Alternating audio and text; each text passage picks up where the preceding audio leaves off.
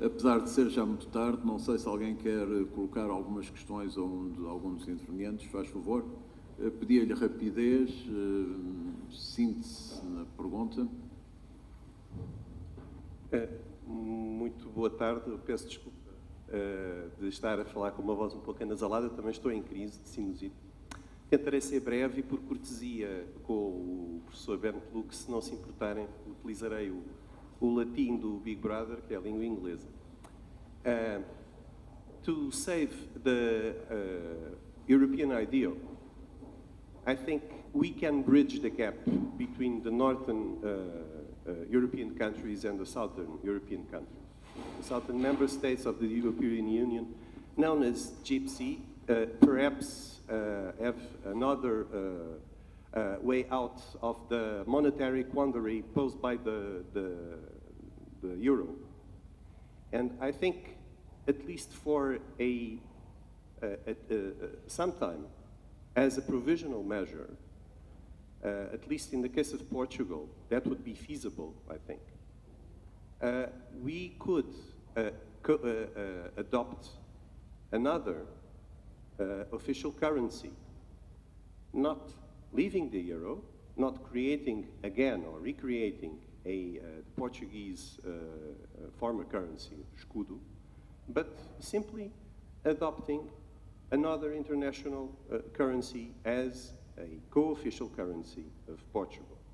Needless to say, the possibility would be, the most obvious one, would be the adoption of the US dollar as a co-official currency in Portugal during a limited period of time. That measure would be backed by the gold bullion reserves of the Portuguese Republic that are kept in the Federal Reserve Bank of New York depository since at least, I think, the year 1976 or 77. Those gold bullion reserves are idlessly kept there on the basements of the New York Reserve Bank. So I think it would be nicer and safer for Portugal as a Southern European member state not to leave completely the European Union or the European common institutions for the euro, but to adopt another currency, another international currency, and perhaps establish a precedent for other southern member states of the European Union that have perhaps a more diversified relationship in terms of trade and economy with the other parts of the world who also adopt the US dollar as main reserve currency. That's all. It's just a proposal.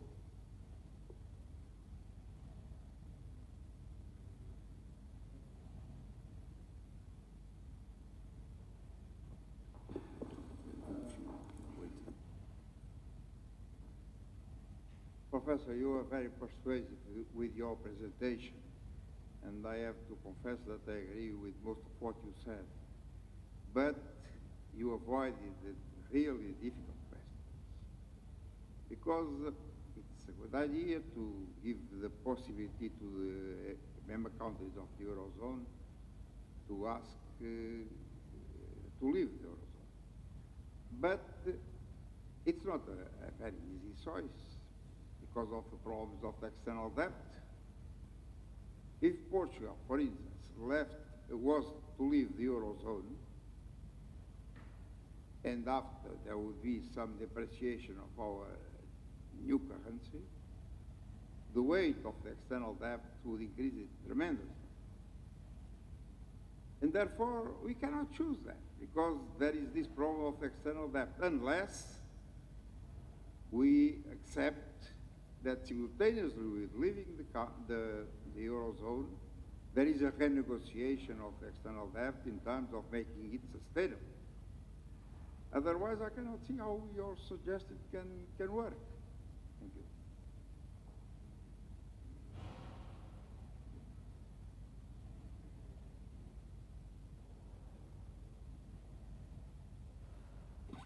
you. thank you for both questions. I would like to answer the first question first. These are actually, I think, two aspects which you mentioned. First, I have not suggested, and I don't want to propose, that Portugal leaves the European Union or any European institution except the European Currency Union. Actually, I only propose that you may choose. If you want to stay within the euro, given the economic pressures which the euro exerts on you, then this is fine with me if we agree that you pay your debts yourself and don't let other people pay for it. If you think that it's better to get out of the euro, then I think you should have the possibility to do that, and that was what I was arguing for. Now, your second proposal is that you might adopt another international currency like the dollar as a parallel currency. Actually, the way how Portugal might leave the euro on a technical level, which I have not explained here, would, in my view, indeed involve the use of a parallel currency system, but not in the way in which you envisage it.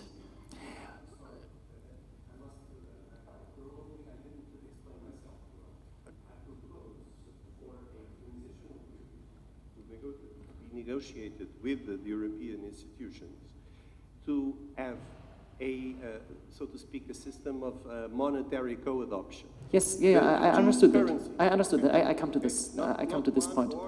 You did not suggest to leave the euro, but just to adopt the second currency parallel. Whereas my proposal would be, when you want to leave the euro, then you may also use a parallel currency, but on a different basis.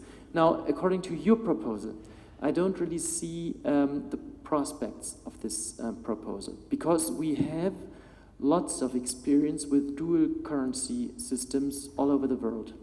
And we know that typically one of the two currency pushes out the other currency. It depends on the question of the exchange rate between the two. Are there flexible exchange rates between the two, or is it a fixed exchange rate system? This depends whether the stronger currency or the weaker currency survives, right? But that's an empirical fact, actually, that you usually are not successful at having both currencies in your economy. One pushes out the other. So your proposal would only work if Portugal adopts a currency which pushes out the euro as the main means of payment inside Portugal, because if it didn't, then the euro would stay and nothing would be changed. Pushing out the euro, however, would be similar to leaving the euro.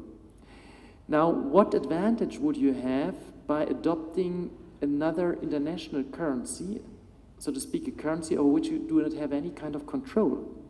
I mean, the advantage of getting out of the euro and introducing a national currency for yourself would be that you control this currency, that you can always repay your government debt because you just need to print enough money, which you could not if you adopted the US dollar. Actually, the US dollar would be particularly difficult as a dual currency because you don't really know which of the two currencies is stronger, the euro or the dollar. And it depends on this choice which of the two currencies will be used. So I don't really see any advantage in the proposal you make. What I've proposed on a technical level is that we use a parallel currency system, but with clearly separated domains. The euro would stay for a transitional period as the means of cash payments. What do you have in your wallet? Whenever you pay cash, you pay in euro. And on the electronic basis, with electronic transfers, you pay already in a new national currency, and the exchange rate between the two is controlled by the Portuguese central bank. So in this system, it is not possible that one currency pushes out the other, replaces the other, which has certain advantages. But I won't go into too much detail here because this becomes a very technical level. Now to the second question. May I just say one word about this question of currencies.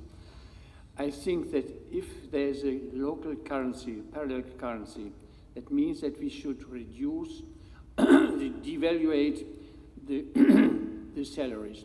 I guess with the level of salaries that we have now, we cannot reduce salaries by 30%, how many people say, because that would make life so expensive that we are already now very poor. How will 10 million people live from 30% level of less of salary? Because the most important items are imported at international level, euro level or dollar level. How can that be done? With the level of cost of labor in our country, we can live perfectly well with the euro, but we must only have the wish to fight for that. Well, I wouldn't agree to that, but let me first answer the second question. If Portugal left the euro, then you're right that a new Portuguese currency would devalue against the euro, and this means that euro-denominated debt increases in value in terms of the new euro, the new Portuguese currency. There are two things to say there. First of all, I think if we come to the conclusion that Portuguese debt is insustainable, and it may already be insustainable, then there is no way around debt relief. And one way to tackle the issue would just that sort of the amount of debt relief is a little greater than in the case where Portugal stays in the euro. But that's not my main point. The main point is that there are two different developments associated with the introduction of a new national currency. One is this appreciation effect on the level of external debt, which you mentioned. The other, which you did not mention, is that with the new national currency and the devaluation of the national currency, the own economy will pick up speed. You will have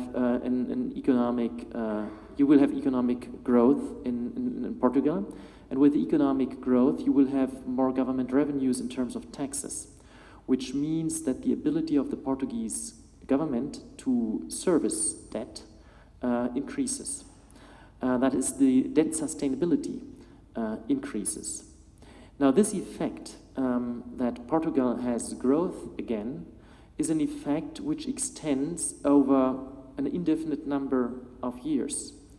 And now you can make sort of calculations. Suppose that Portuguese debt increases in value by 30% due to a depreciation of 30% of the Portuguese currency, and contrast that to, say, 1 percentage point of additional growth each year over a number of, say, 30 years or something like that. The latter effect is much, much bigger. It's much, much bigger because it accumulates over time. So it is by far not clear whether the exit from the euro would indeed constitute a problem for Portugal to service its debt, even if there is no debt relief. Debt sustainability may be increased by very, very big amounts. It depends, though, I admit, on certain assumptions, on the strength of growth and on the level of the interest you have to pay on your debt. And you can make lots of different calculations there, so nobody really knows what happens. But there's a sound perspective for this growth effect to dominate the appreciation effect.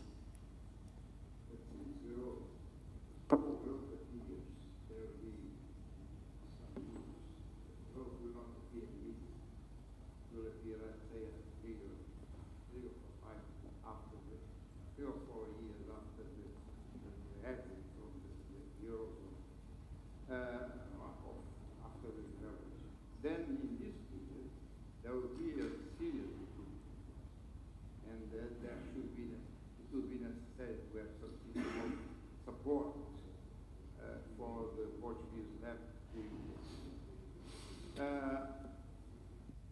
On the other hand, if Portugal was to go out of the zone, the eurozone, the interest rates for our external debt, which are already very high, will go up enormously. I don't know how much, but they will go up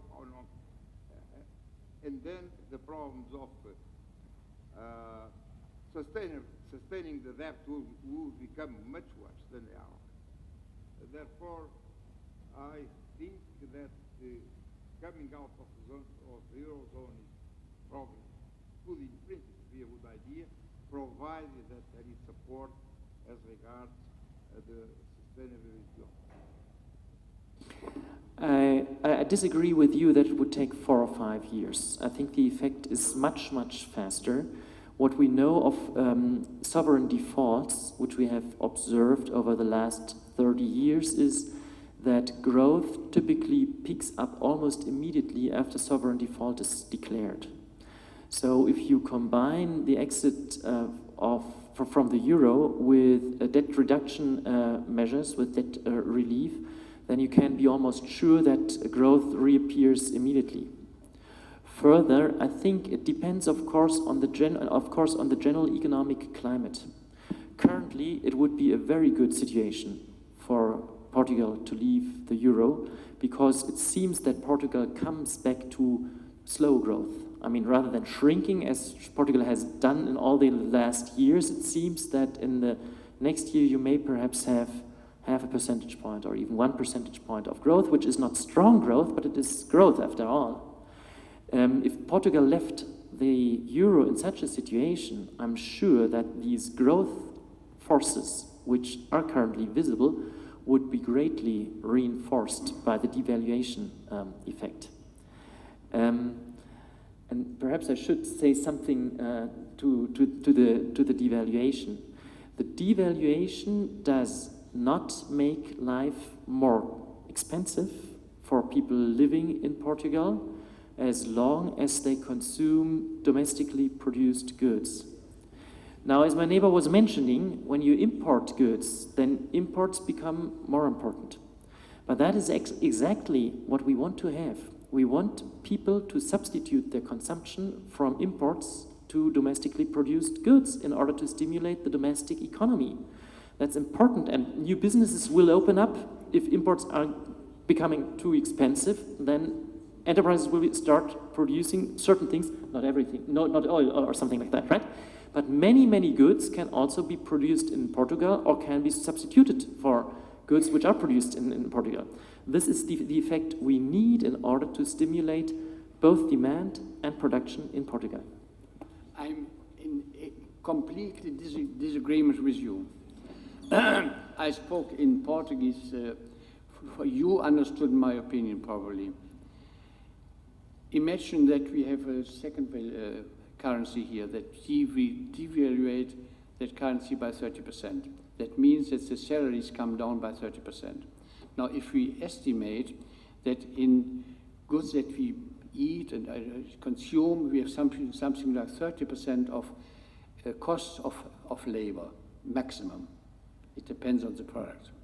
Now, if we devaluate the currency, the labor by 30%, then the goods that we buy will only be reduced by 10%, because the rest are imported goods or services.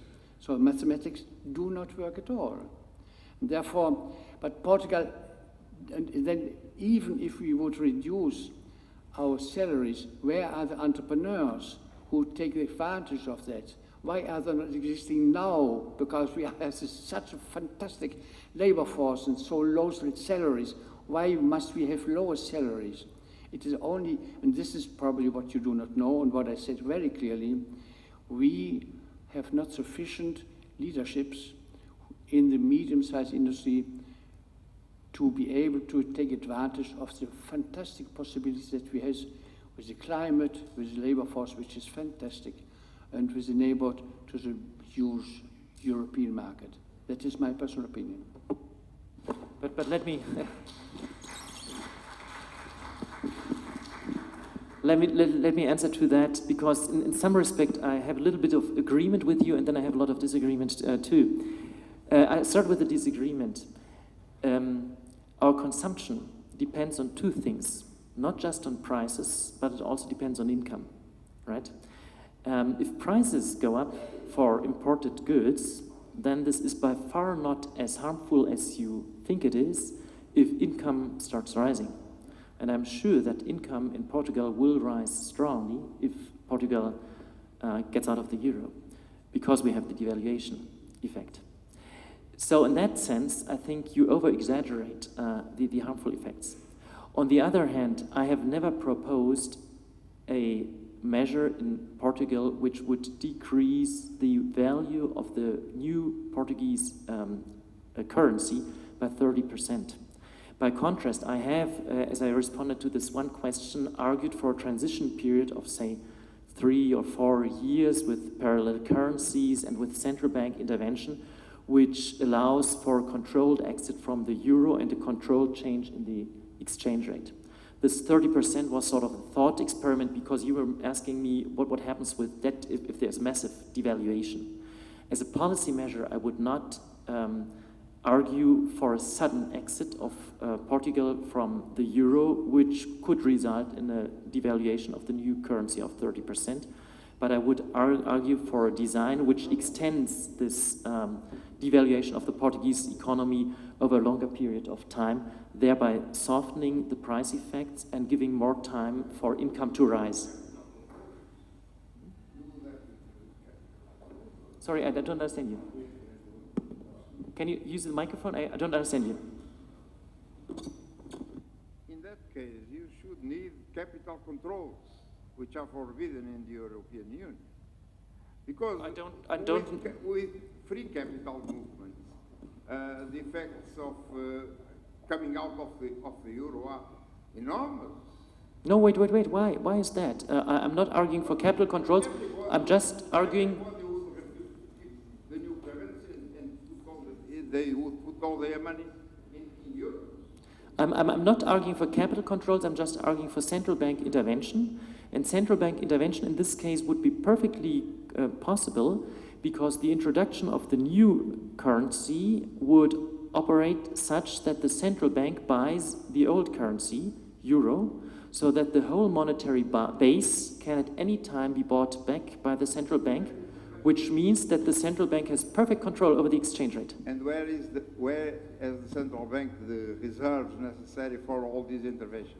Sorry, that's what I just told you, but you were talking already. See, the central bank buys euros with new currency, right? If the central bank buys euros with new currency, then this means that the central bank can buy back the whole amount of new currency, which says that it has complete control over the exchange rate. Well, if it depreciates, it's getting even better. Muito obrigado a todos. O professor João Ferreira do Amaral tem que ir a gravar um debate na televisão e, portanto, estava aqui muito ansioso. Muito obrigado a todos, uma boa noite e espero até amanhã. Thank you so much.